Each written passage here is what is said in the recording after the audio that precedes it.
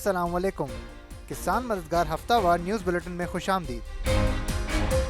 Head lines: گندم اور آٹے کی قیمتوں میں تیزی سے اضافہ۔ نئی فصل کی آمد سے قبل ہی گندم کی قیمت 11,500 روپے فی 100 کلو تک پہنچ گئی ہے، جس کے باعث آٹا مہنگا ہو گیا اور عوام کو مشکلات کا سامنا ہے۔ ماہرین کے مطابق گندم کی خرید و فروخت کے نظام میں بدعنوانی اور ناقص انتظامات کی وجہ سے کسان اور صارف دونوں نقصان اٹھا رہے ہیں۔ جعلی زرعی ادویات پر تفتیش۔ کمپٹیشن کمیشن آف پاکستان نے خبردار کیا ہے کہ جعلی اور ملاوٹ شدہ زرعی ادویات کسانوں کی پیداوار، آمدن اور ماحول کے لیے شدید نقصان دہ ہیں۔ خاص طور پر پنجاب اور سندھ کے کپاس کے علاقوں میں یہ مسئلہ زیادہ سنگین ہے۔ رپورٹ کے مطابق کمزور جانچ نظام اور ناقص نگرانی کے باعث غیر معیاری ادویات آسانی سے مارکیٹ میں پہنچ رہی ہیں، جس سے کسانوں اور معیاری کمپنیوں دونوں کو نقصان ہو رہا ہے۔ ورلڈ بینک کا پنجاب زرعی منصوبہ کامیاب قرار۔ ورلڈ بینک کے $204 ملین سے چلنے والے پنجاب زرعی منصوبے کو تسلی بخش قرار دیا گیا ہے، جس سے پانی کے بہتر استعمال، فصلوں کی پیداوار اور کسانوں کی آمدن میں نمایاں بہتری آئی ہے۔ رپورٹ کے مطابق منصوبے سے 1 ملین سے زائد افراد مستفید ہوئے، جبکہ گندم اور چاول کی فی پانی پیداوار میں بال ترتیب 41 اور 71% اضافہ ریکارڈ کیا گیا ہے۔ چین کے ساتھ زرعی سرمایہ کاری معاہدے عملی مرحلے میں داخل۔ پاکستان کے سفیر برائے چین نے کہا ہے کہ چین کے ساتھ زرعی سرمایہ کاری کے MOUs اب صرف اعلانات سے آگے بڑھ کر عملی منصوبوں میں تبدیل کیے جا رہے ہیں، تاہم اس کے لیے زمین کی قیمت، ٹیکس سہولتیں اور دیگر شرائط واضح کرنا ضروری ہے۔ انہوں نے بتایا کہ کولڈ چین، پیکیجنگ اور زرعی لاجسٹک وہ شعبے ہیں جہاں فوری طور پر مشترکہ سرمایہ کاری سے بہتر نتائج حاصل ہو سکتے ہیں۔ پاکستان کی ترکیوں کو مساقتی نرخوں پر چاول برآمد کرنے کی پیشکش۔ وفاقی وزیر تجارت نے کہا ہے کہ پاکستان باسمتی اور نان باسمتی چاول عالمی مساقتی قیمتوں پر ترکیوں کو فراہم کرنے کے لیے تیار ہے، اور مقصد قیمت بڑھانے کے بجائے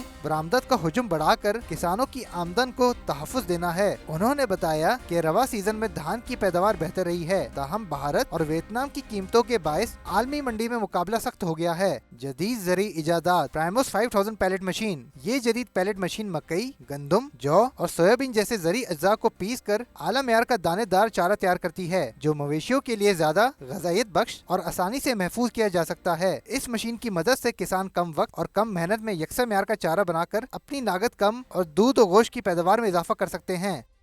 موسم۔ ملک کے بیشتر علاقوں میں موسم سرد اور خشک جبکہ مطلع جزوی آبر آلود رہنے کا امکان ہے، تاہم پہاڑی علاقوں میں شدید سردی برقرار رہے گی۔ شام اور رات کے اوقات میں گلگت بلتستان، بلائی خیبر پختونخوا اور شمالی بلوچستان کے چند مقامات پر ہلکی بارش اور ہلکی برف باری کی توقع ہے۔ پاکستان کے دیگر شہروں میں اگلے ہفتے کے ممکنہ درجہ حرارت یہ رہنے کے امکانات ہیں۔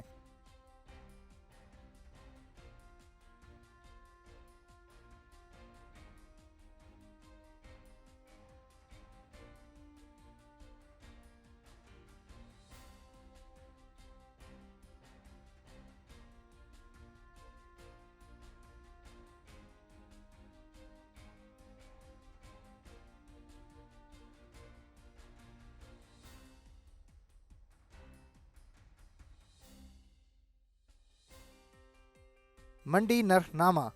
گزشتہ ہفتے میں منڈی کے نرخ یہ رہیں: